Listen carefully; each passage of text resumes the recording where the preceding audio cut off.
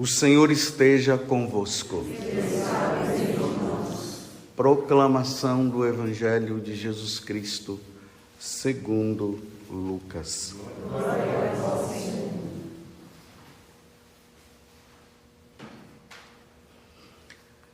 Naquele tempo, Jesus saiu da sinagoga e entrou na casa de Simão. A sogra de Simão estava sofrendo com febre alta e pediram a Jesus em favor dela. Inclinando-se sobre ela, Jesus ameaçou a febre e a febre a deixou. Imediatamente, ela se levantou e começou a servi-los. Ao pôr do sol, todos os que tinham doentes, atingidos por diversos males, os levaram a Jesus. Jesus punha as mãos em cada um deles e os curava.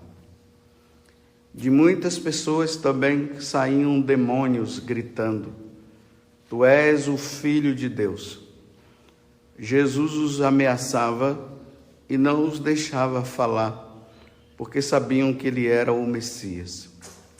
Ao raiar do dia, Jesus saiu e foi para um lugar deserto. As multidões o procuravam e, indo até ele, tentavam impedi-lo de as deixar. Mas Jesus disse: Eu devo anunciar a boa nova no reino de Deus, do reino de Deus, também às outras cidades, porque para isso é que eu fui enviado. E pregava nas sinagogas da Judéia. Palavra da salvação.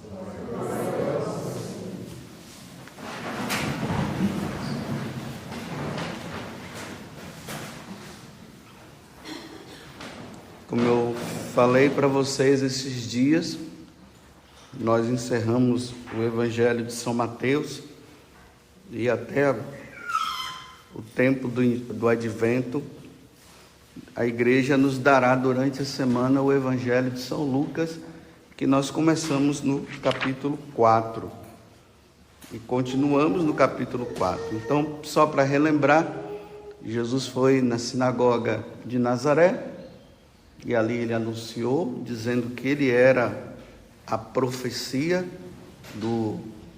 de toda a preparação que foi acontecendo desde Abraão até João Batista.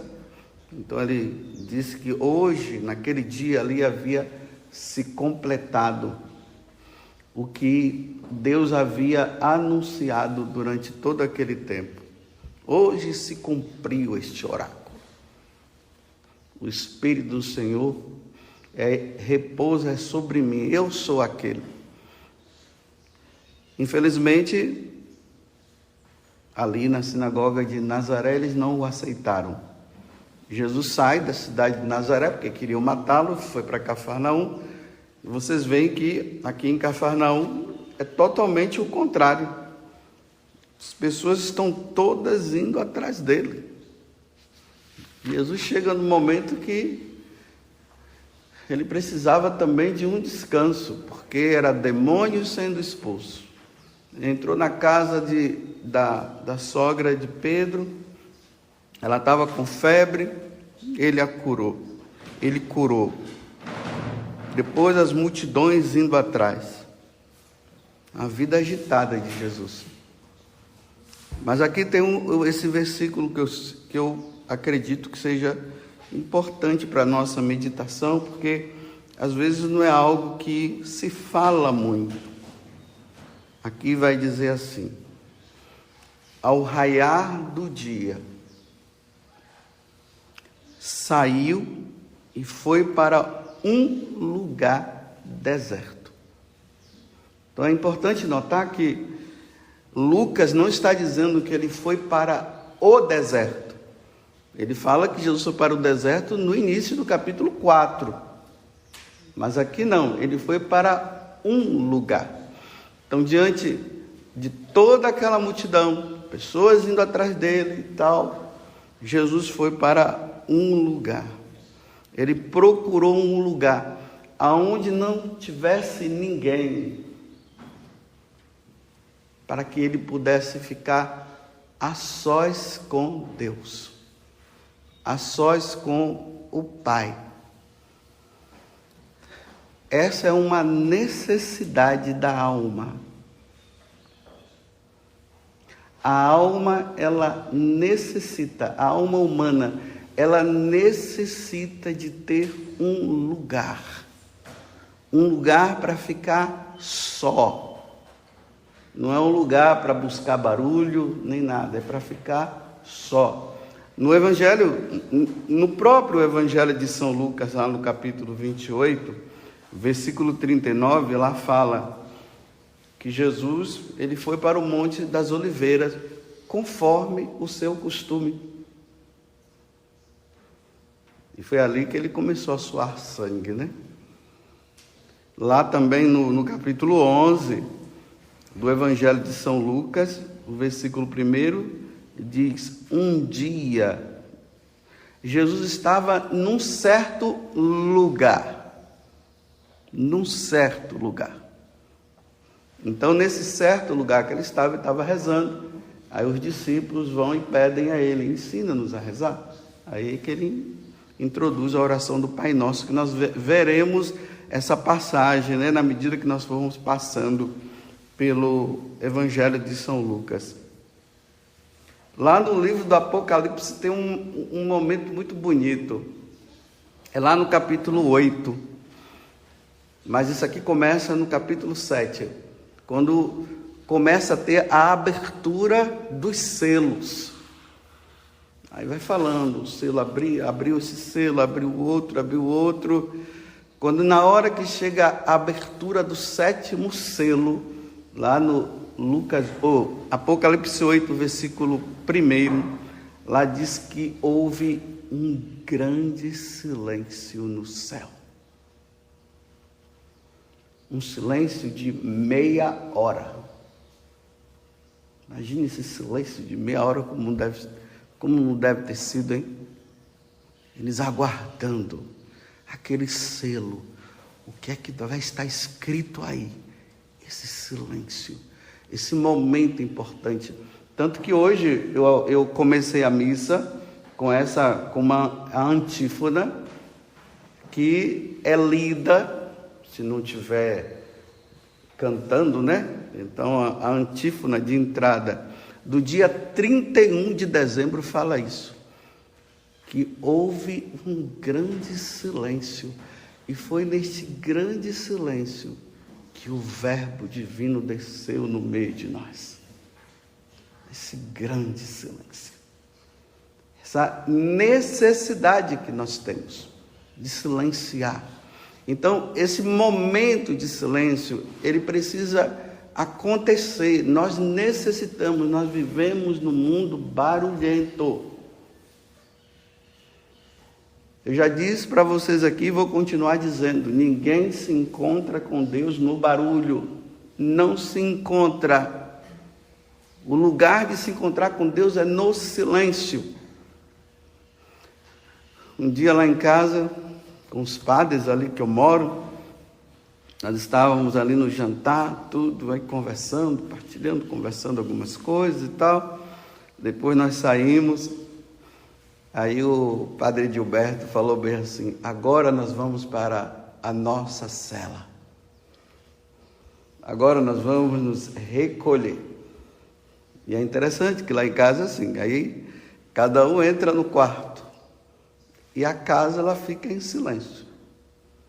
Cada um vai lá, um vai ler, outro vai rezar, mas a casa ela fica em silêncio.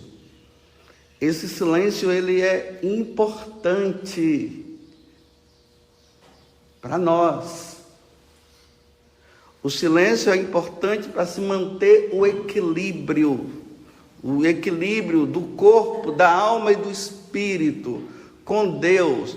O céu não é barulhento. O inferno, sim. Barulho se encontra no inferno. Gritaria, ódio, urros. No céu, não. No céu existe um equilíbrio. Ninguém consegue crescer na vida interior se não for para o seu lugar deserto. Então, eu pergunto para vocês agora, você tem o lugar deserto? Eu estou dizendo que o lugar deserto tem que ser um lugar onde você fica, você sozinho, não tem ninguém.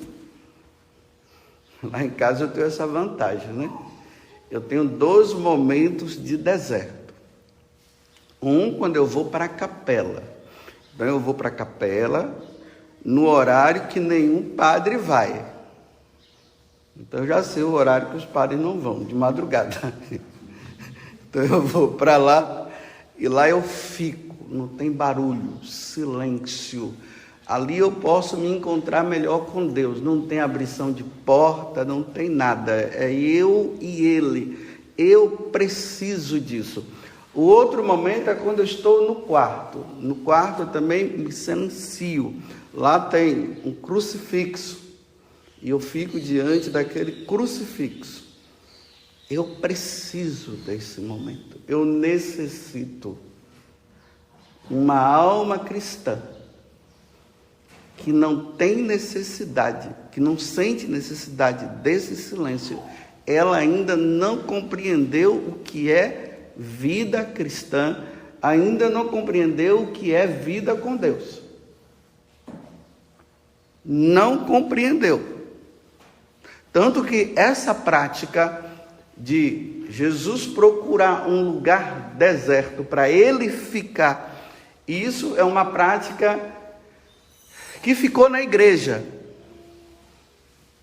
Então você vê lá, se você for na casa de uma religiosa, ela tem a cela, o lugar dela, ela entra no quarto. Se você vai na casa do padre, ele tem o lugar dele, ainda mais que ele é sozinho mesmo, então a casa já proporciona isso para ele. O monge, as monjas, todo mundo, os religiosos precisam. Tem um momento do recreio? Tem um momento de se conversar? Tem um momento de brincar? Me desculpe, até brincando, tem até um momento de se fofocar, quando se reúne, que não deveria acontecer isso. Mas depois disso, é necessário ter esse momento, esse recolhimento para estar com Deus. É uma necessidade da alma, repito, e vou continuar repetindo. Se você ainda não tem essa necessidade, você ainda não entrou na vida de oração como ela deve ser. Porque tem gente que ela sabe muito bem que na hora que ela entra nesse momento de recolhimento, ela vai se encontrar com ela mesma. E elas fogem de si.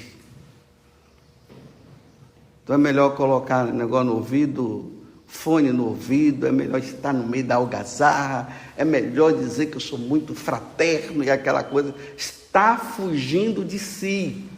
Está com medo de se encontrar consigo mesmo. Porque quando a pessoa se encontra com ela mesma, ela vai se encontrar com Deus. A primeira coisa que acontece na hora que você se retira para estar sozinho, os monges falam isso, né? Os demônios começam a gritar dentro de você. Não é possessão, né? Não está se falando aqui de possessão. Para dizer assim, olha, você começa a se encontrar consigo mesmo, aí você começa a ver quem é você. As gritarias que estão aqui dentro, os pecados que estão aqui dentro, tudo vem à tona. E a pessoa, ela precisa enfrentar isso, ela não pode fugir. E aí, na medida que ela vai se encontrando consigo mesmo, aí essas coisas todas, elas vão se aquietando com o tempo. E aí ela vai encontrando a paz divina.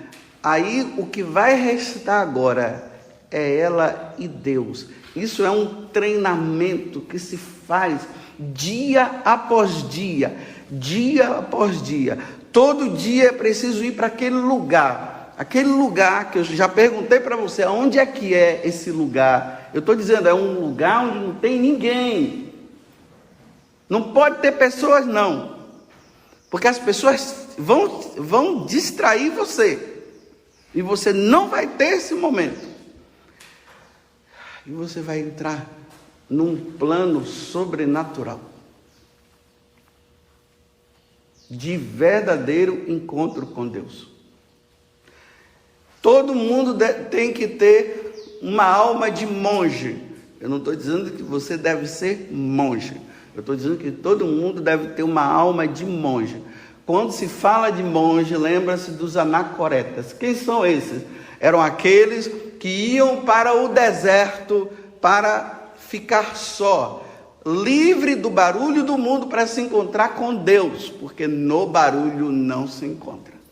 É ilusão sua você achar que você vai conseguir rezar, que você vai conseguir entrar num plano de encontro com Deus no meio do barulho. É ilusão, você nunca vai crescer na vida espiritual, não tem como, é preciso ter esse momento que é necessário, que é importante.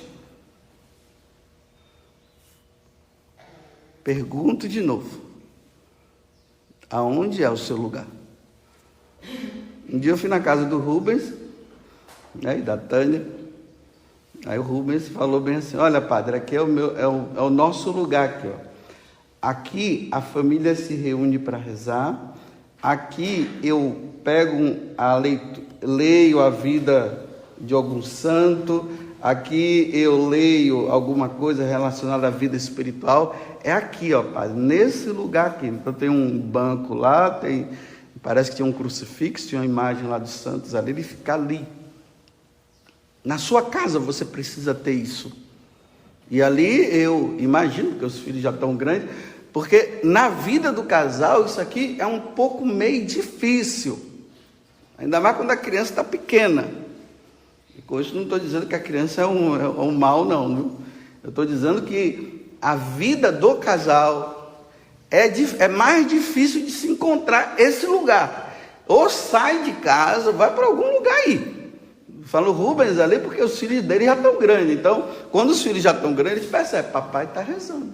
Ninguém vai lá. Mamãe está rezando, ninguém vai lá.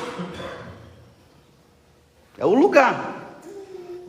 Tem uma parte na vida de São João Paulo II que conta que isso marcou a vida dele. A mãe dele já tinha morrido, estava ele com o pai, moravam numa casa. Ele disse que um dia ele saiu para ir beber água, e lá na sala, à noite, provavelmente de madrugada, ele encontrou o pai dele lá, ajoelhado. E isso marcou a vida dele. Olhemos para o Papa São João Paulo II e vejamos, quando ele celebrava a missa, quando ele se deparava lá, na capela, que se filmava, se via ele lá recolhido. Não tem barulho externo. O barulho externo atrapalha. E o que o demônio quer é que tenha-se muito barulho.